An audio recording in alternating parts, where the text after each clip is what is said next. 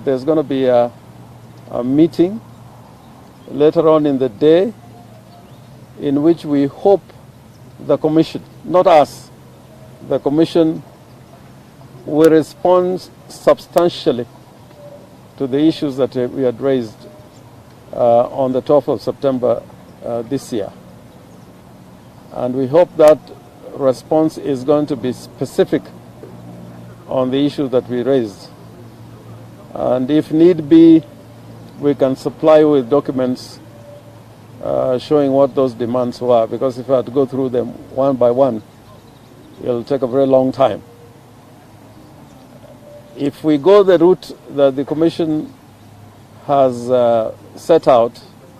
then it will be an election which is held within 60 days, but an election which will not be held in accordance with the Constitution, the applicable law, and the determination of the Supreme Court. For that reason, we will be here later as a small committee of 2 commissioners and 2 of us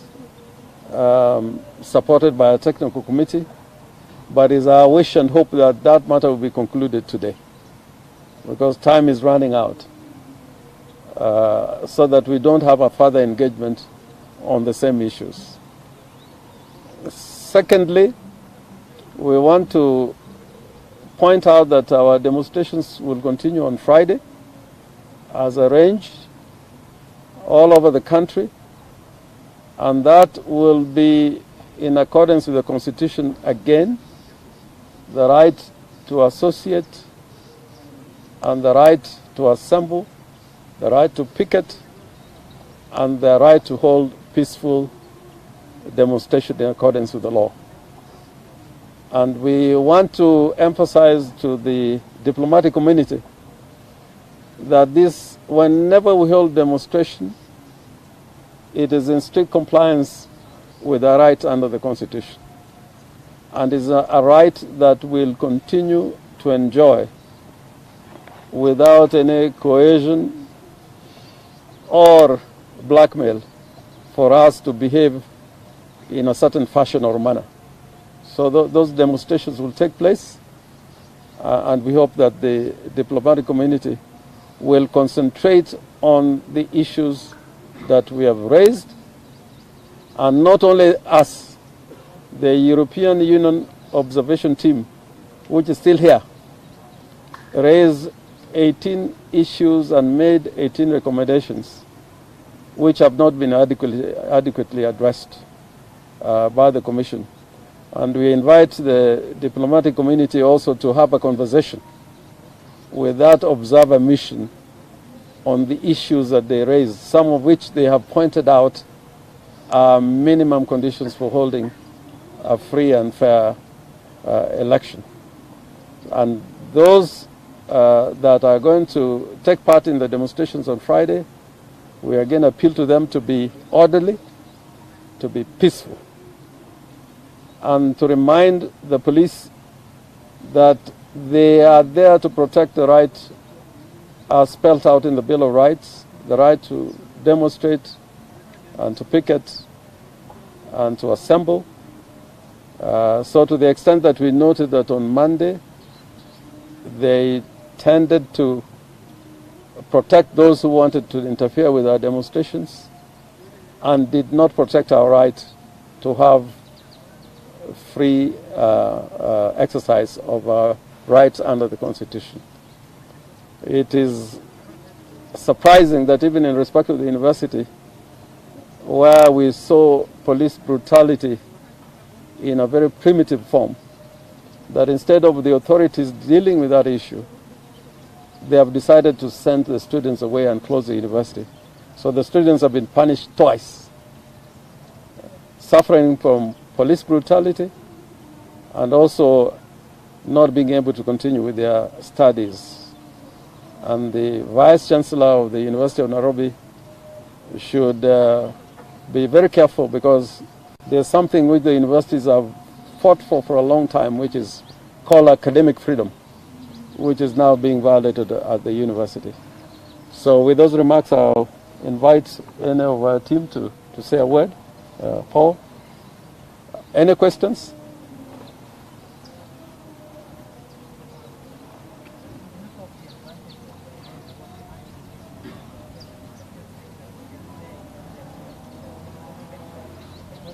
I can't hear you.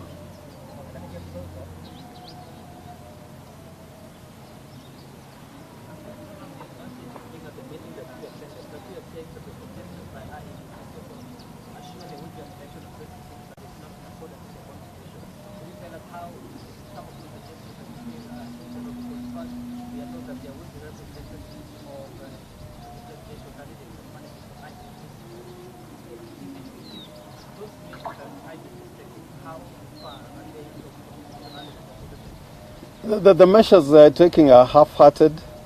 and they're not addressing the mischief which the Supreme Court identified. For example, when it comes to Form 34Bs, which are statutory forms and should be standardized, instead of addressing the issues that we raised and were raised in the Supreme Court, the Iebc is saying that we'll have a Form 34B which is standardized on the first page, but on subsequent pages, it'll be an Excel sheet and can be generated at the level of the constituencies. And also something which is very crucial, which is in the law, is that the technology that is to be deployed, and particularly if the same system which was used during the last elections, there should be a system audit that is in the law, and also several measures to ensure the security and integrity of that system. That they are not coming out clearly and freely. And by the way, we have information that what happened in the last election, the Iebc had a contract with Safaricom